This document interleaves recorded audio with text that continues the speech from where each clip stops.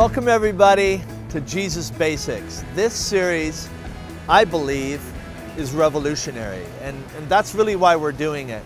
A lot of you have had religious backgrounds before. If you've been around us, you know that religion is the last thing I'm interested in. You know, I was thinking recently about a story. I was on an airplane. Are you ready for an airplane story?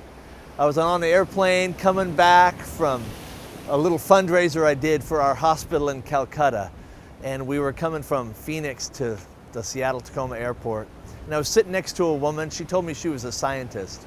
And then she asked me what I did, and I said that I was a pastor. And she leaned back away from me and said, "I don't like religion." And I said, "I don't either." And she said, "What? What are you talking about?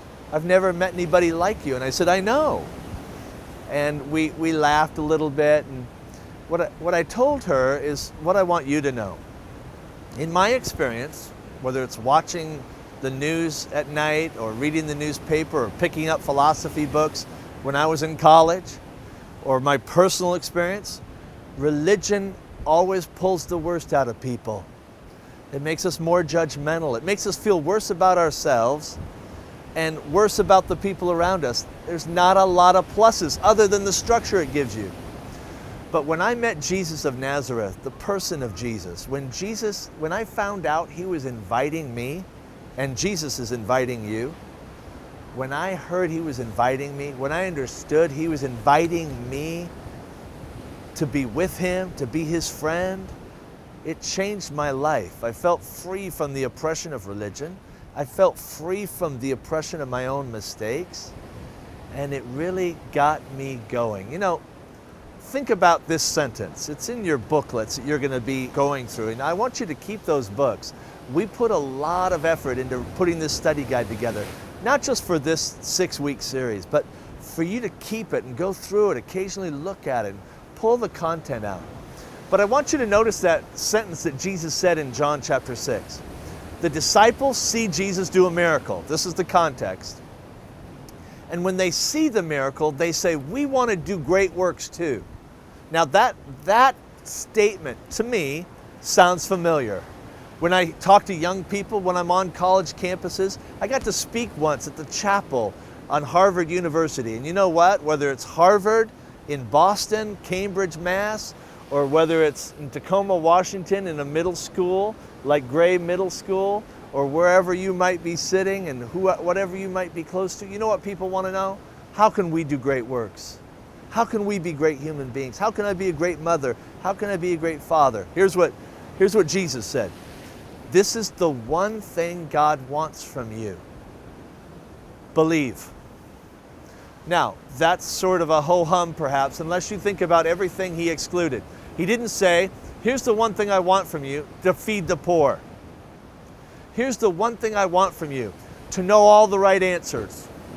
He didn't say, here's the one thing I want from you, make daily sacrifices, pray every day, go to church every day.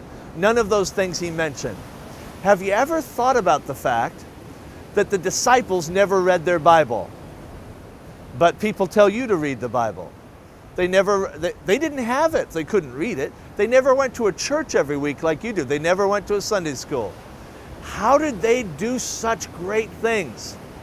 They walked with Jesus and they believed. He said to them, here's the one work God wants from you, to believe. Now, think about the implications just for a second of what it means to believe. Like in Matthew 22, Jesus said, love the Lord your God with all your heart, soul, mind, strength, and your neighbor as yourself. Now that little direction, that's a directive from Jesus to us. Now if we're going to believe that and put everything we have, heart, soul, mind, strength, and really live that large with Jesus, we're going to have to take, it's going to have to be trust. We're going to have to take a step of faith. Have you ever been on one of these retreats where they take a faith walk, or they blindfold you? I can remember one time they got us all lined up, and we all had our hand on a piece of long rope, and then we all got blindfolded except for the person in the front.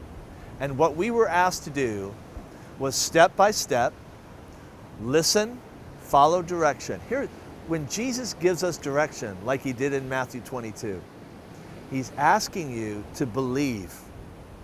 And one step at a time, give your heart, your soul, mind, strength, everything you've got, directed towards this one idea, and it changes everything. Jesus is inviting every one of us, everyone in the circle that you're now in. He's inviting us to believe who He was, to believe what He said, to believe what He taught, to believe that all things are possible when you're in relationship with Him. You know those things that He excluded, like caring for the poor? Those are the kinds of things you do naturally when you believe. When you believe what He said about other people and how valuable they are. You know that what I said about they never read the scriptures because they didn't have them? That's the kind of stuff you seek out when you believe. You read them because you realize those are the words of Jesus. All these things He adds unto us, but it begins with belief. So one way that I think about is that we all are a work in progress. We're all adding information as we know it. Most of us, we make the best decision we know how based on the information we have at the time. I would like you to think about this.